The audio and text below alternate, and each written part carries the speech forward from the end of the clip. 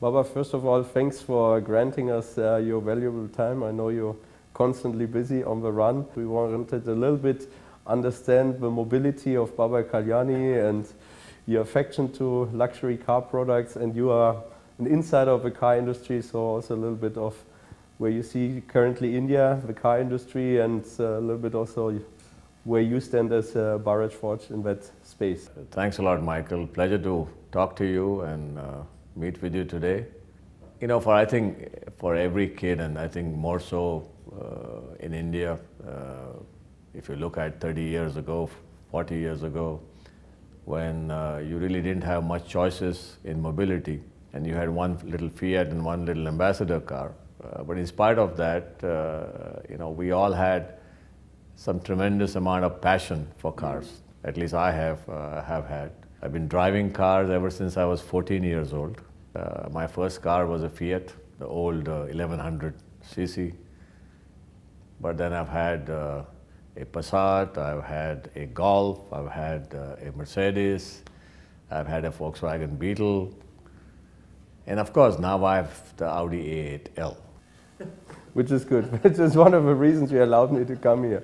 But did you ever fiddle around with your cars, a little bit mock-up, a little bit tuning? In the younger days, yes, we fiddled with. I used to do a lot of, you know, power enhancement on the cars. I studied in the US, so you get a little flavor of how Americans soup up their vehicles and what do they do.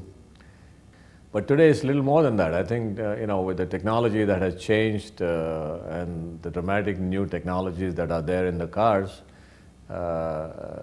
it's a combination of technology, convenience, and luxury, which is quite fantastic. And your mobility is not only limited to cars. You go also three-dimensional, so you have also some other transportation means beyond cars. Yes, I have a Falcon 900.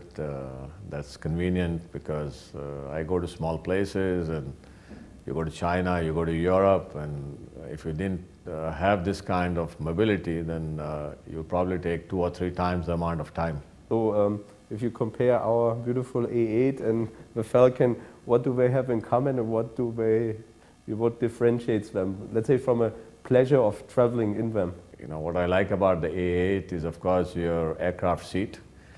And, you know, thanks to you, last year in January of 2011, I had the chance to actually drive an A8 in Davos on ice. And I decided right there that, you know, this is the car I want.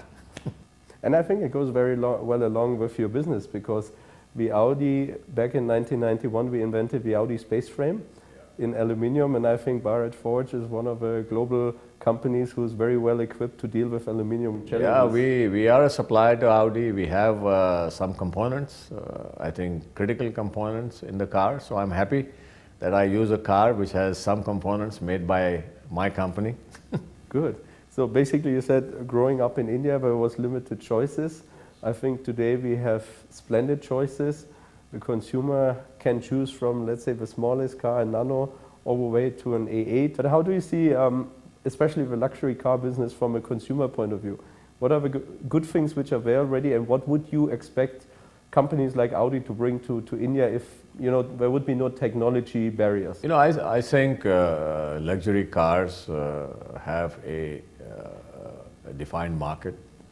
And if you look at the Indian income pyramid and the growth that's taking place, the growth really is taking place at the top end, and the growth is taking place in the middle end, which is a good sign, you know, good sign for an economy. So I believe growth of luxury cars will increase. But I think, yeah, these products are here to stay, and there are people who are extremely passionate about vehicles, about automobiles.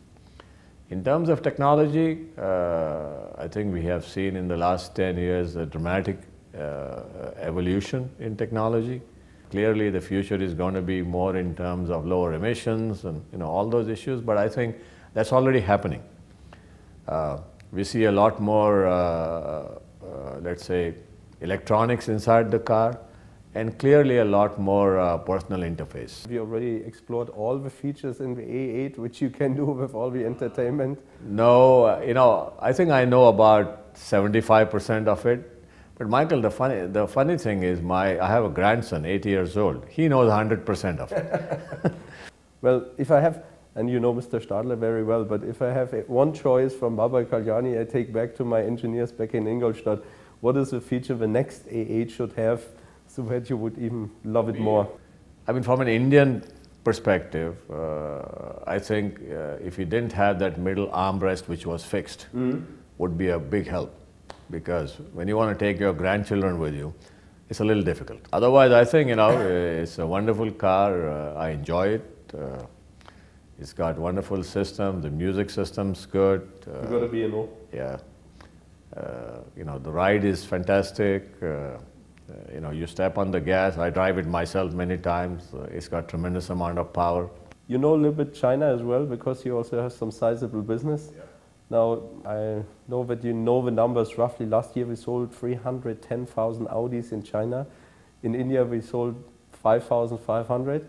Do you think from your insider perspective, will India go the same way for luxury cars as China is today, or do you think we're still a long way? If you look at the car market in India, even if you look at 5 years ago, 5 years ago we were less than a 1 million car market.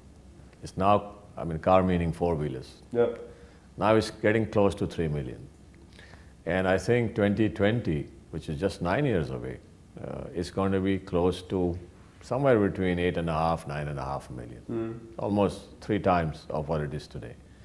And if you look at the segmentation of the car, the 2 segments which are growing in terms of growth rates is going to be the top end, which is the luxury segment, and it's going to be the middle end. It's not going to be the lowest end. And that's very true, because when people are buying cars, they don't buy the cheapest car all the time.